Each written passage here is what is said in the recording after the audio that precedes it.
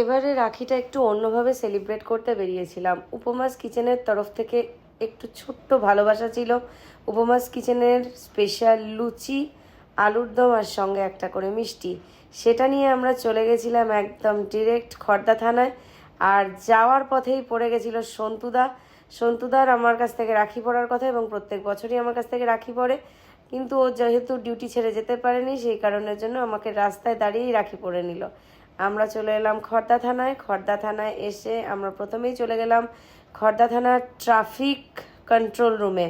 সেখানে গিয়ে আমাদের যে পুলিশ কর্মী দাদারা রয়েছেন তাদেরকে আগে রাখি পরালাম। রাখি পরিয়ে তাদের তো ভীষণ ভালো লাগছিল, আর সব থেকে বড় কথা আমার ভীষণ ভালো লাগছিল। তার মধ্যে বোন চলে এলো থানাতে আমাকে রাখি পরাতে, কারণ ও অফিস যাচ্ছিল। অফিস যাওয়ার পথে ও বললো, দিদি তোকে রাখিটা পরিয়ে দিয়ে যাই।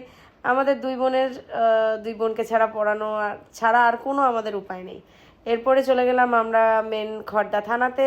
সেখানে গিয়ে আমরা স্যারেদের রাখি পরালাম এবং এই দিনটা সারা জীবন মনে রাখবো। যারা সারা বছর আমাদের পাহারা দেয় এবং প্রোটেকশন দেয় তাদের জন্য তো কিছু করতেই হয়। আর যেহেতু আমি নিজে পুলিশ পরিবার থেকে বিলং করি, সেই কারণের জন্য আমার নিজেরও ভালো লাগে তাদের জন্য কিছু করতে। এবং রিটার্নে তারাও আমাদেরকে গিফট দিয়েছিল 1 বাক্স লাড্ডু।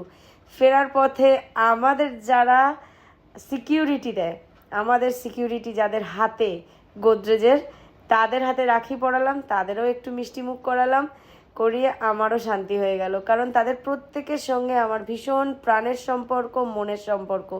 আর যদি এই ব্লগটা ভালো লেগে থাকে তাহলে কিন্তু অবশ্যই চ্যানেলটা সাবস্ক্রাইব করে দেবেন আর লাইক কমেন্ট শেয়ার করতে ভুলবেন না। টাটা।